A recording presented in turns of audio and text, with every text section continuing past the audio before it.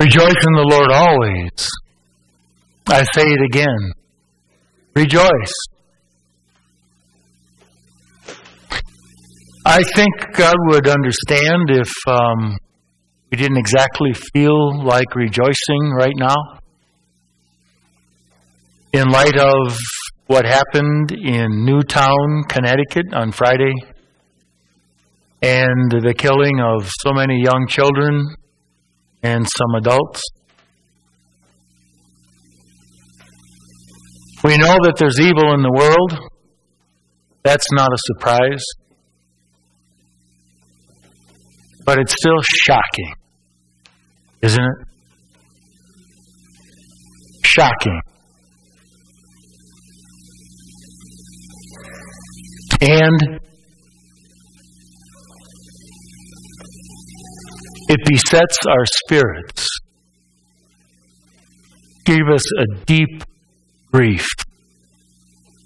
Depressed even. Because we just can't fathom the unspeakable.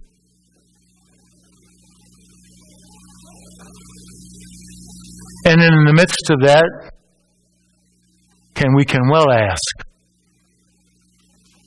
what are we to do? What are we supposed to do?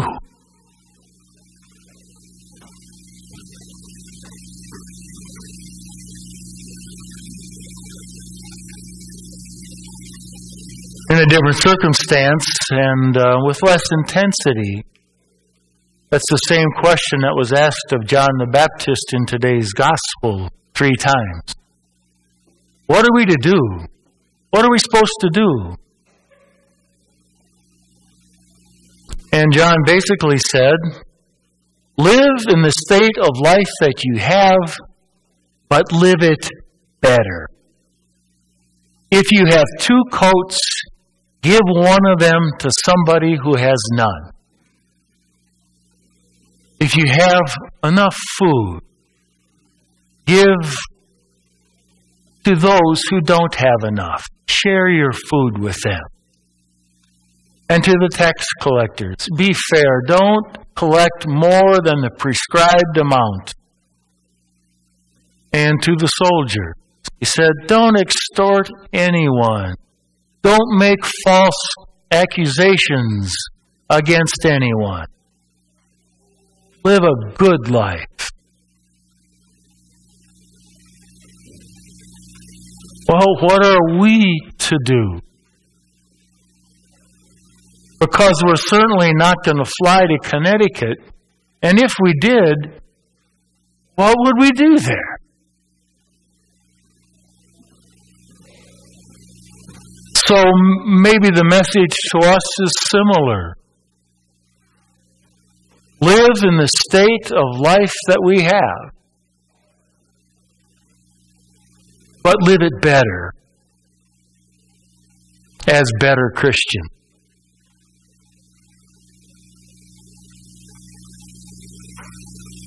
Live it better by sharing what we have with others who are struggling. How many closets in our homes would be empty if we went and gave away everything we haven't worn for a year? Because there's people out there who need the clothes that we don't wear anymore. Give it away. How many of us could provide more food for those who don't have enough? Either through St. Vincent de Paul, or if we've got the means to offer some money for those food shelves and those soup kitchens that are trying to feed people who are starving.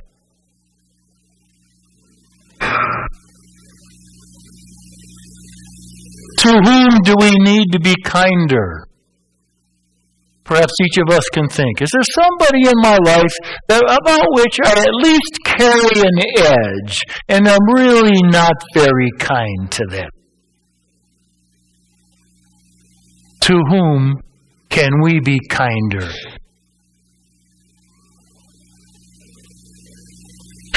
Who do we need to forgive?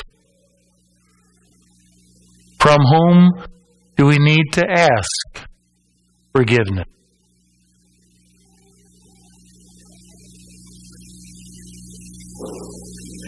One man said on the news, he says, this is a stark reminder that I need to hug my kids every day and tell them I love them. Who do we need to say that to? I love you. Who needs to hear it from us?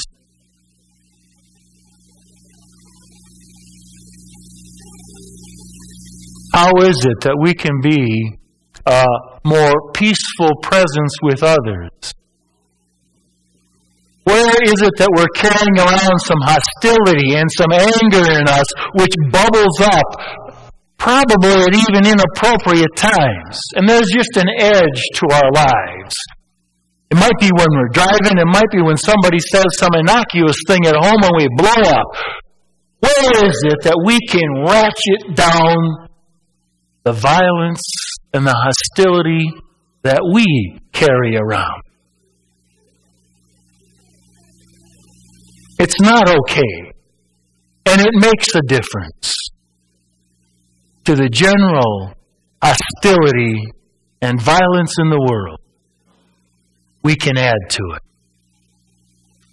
How can we live more peaceful lives?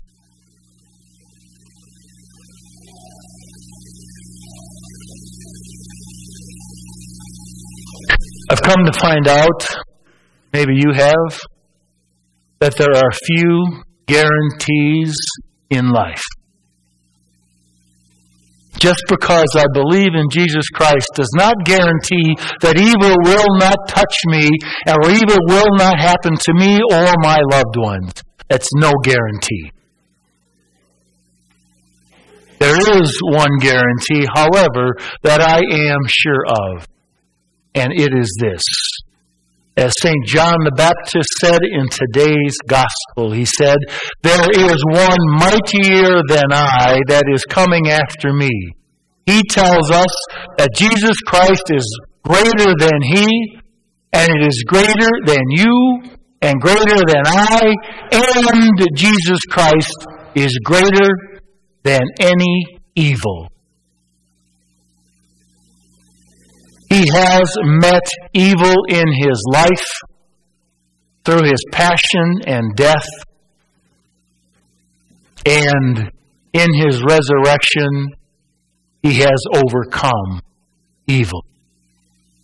And it is a guarantee that in the end, evil will not win out. The power of God's love will win out. Because Jesus Christ has overcome even death. That is a guarantee. And that can give us hope in this world. A real hope. And as we participate in it by trying to live better lives, we will realize it even more. Jesus Christ is the one who can overcome it all. And we can come to know him. We are invited to know and to follow him. We can come to know him through the scriptures, through receiving him at this altar, through the gathering with other faithful people. And we come to know him in our prayer. That is one thing we can do, or all the people in Connecticut. We can pray for them and believe that our prayer makes a difference, that our prayer can support them. And we can pray for that kind of peace from God which surpasses all understanding. How can we ever feel at peace again? The peace which surpasses all understanding comes from God. I can't tell you how we get it. I just know that it's true.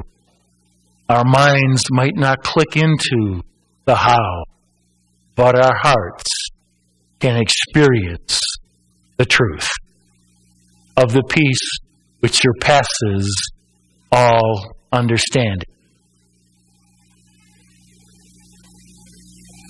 And so, in these dark days of December, we need the light of Christ. We need the light of Christ to dispel the darkness and to enlighten our world.